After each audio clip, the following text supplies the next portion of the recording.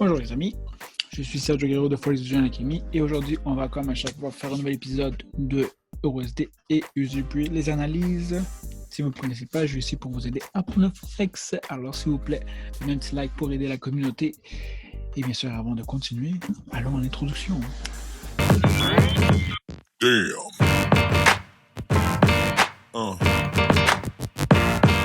Yeah. Ok guys, cette semaine c'est une semaine qui est très très importante pour la simple raison que nous avons les nouvelles, les élections aujourd'hui, les élections présidentielles des États-Unis qui va logiquement impacter beaucoup le marché en fin de soirée. Fait que c'est pour ça qu'on voit que le marché est quand même un peu plus réticent du côté du JPY et USD et bouge quand même assez rapidement. Encore là, on n'a pas des faux mouvements. Oui, c'est ça. Alors ça, c'est vraiment important. Vraiment, cette semaine, c'est une semaine que je dirais une semaine très dangereuse pour le trading parce qu'il y aura beaucoup de manipulation, beaucoup de mouvements, beaucoup de nouvelles. Il y a aussi le Britex, si je ne me trompe pas. Il y a quand même les nouvelles de GBP. Et aussi, au final, on a même le NFP. On a même le NFP qui se passe vendredi avec le FOMC. Alors, cette semaine, c'est une semaine qui est quand même assez caliente. On peut dire ça comme ça, c'est chaud. C'est chaud. Alors, moi, personnellement, si j'étais vous, je vous dirais, allez-y au log des transactions. Et c'est parce que ça peut vraiment avoir un impact sur finalement le risque. Cette semaine, c'est quand même une semaine de très risque. Malheureusement, pour USD, pour USD, il n'y a pas eu beaucoup de mouvements. Je trouve ça un peu plate. Mais c'est un peu comme ça. C'est toujours comme ça avec USD. On est toujours dans la zone, comme je disais précédemment, dans la zone justement de support. Alors, logiquement, ce qu'on va voir prochainement, ça devrait. Si exemple, Donald Trump gagne, au final, le US va prendre la valeur et s'il perd, le US va perdre la valeur.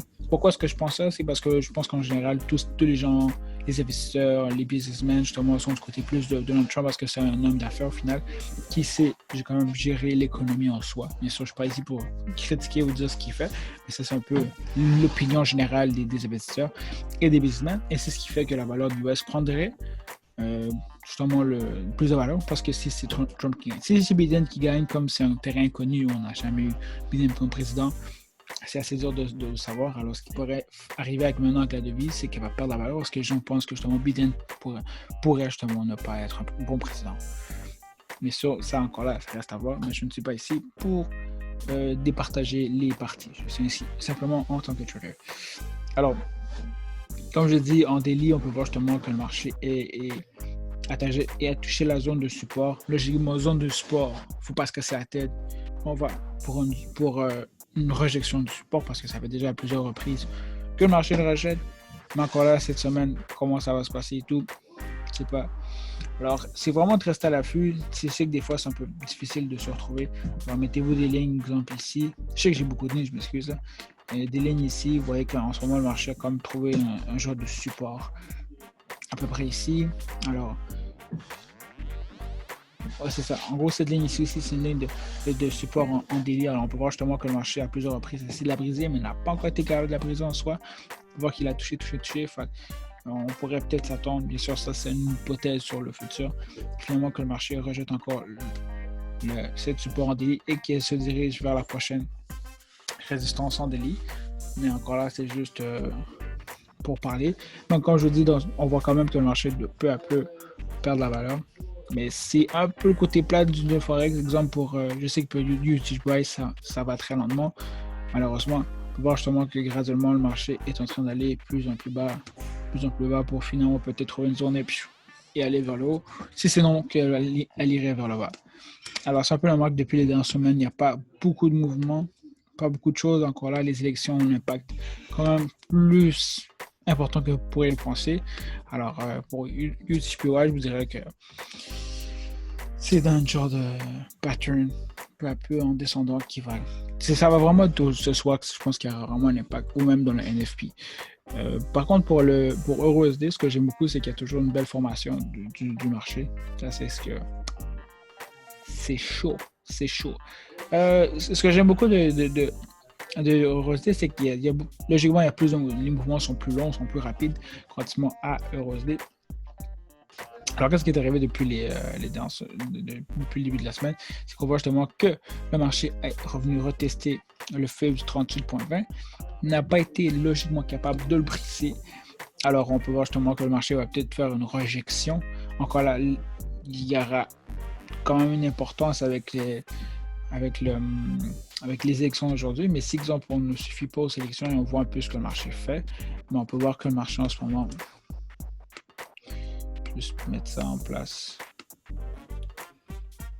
On peut voir que le marché en ce moment est en train réellement de créer finalement un retracement qui est à peu près ici, pour finalement continuer. Il ne faut pas tomber dans le piège de dire que le marché va monter, tant c'est le temps que le marché n'a pas fait un genre de support ici comme ça et aller vers le haut, mais ça ne marche pas. Logiquement, le marché ne fait simplement que continuer à faire sa structure. Nous ne sommes pas d'un mouvement haussier.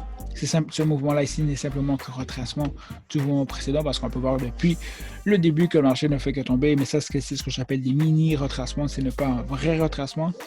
Après ça, si on regarde de là à là, on peut voir que le marché a touché le 23 bon, ça on a même touché le 38,20. Alors, s'il voudrait, en ce moment, ce serait un bon moment pour justement recontinuer sa descente. Et logiquement, si Trump, exemple, gagne, ben, ça serait logique de voir que l'euro USD perd de la valeur, parce que si US gagne, prend de la valeur, ben, euro doit perdre de la valeur. C'est ce qui ferait que ça compléterait encore plus notre analyse vers une descente dans la soirée et dans les prochains jours. Alors, quand je vous dis, c'est un peu, je ne peux pas, exemple, trop parler, parce que comme c'est les élections, c'est assez spécial.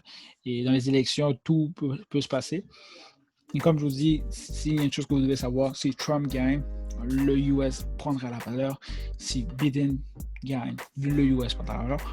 Tout simplement, comme j'ai dit tantôt, parce que les gens pensent justement que Donald Trump, c'est un fait, que Donald Trump est quelqu'un qui sait gérer l'économie et qui sait gérer justement, comme c'est un homme aussi d'affaires, qui va être capable de gérer justement le pays.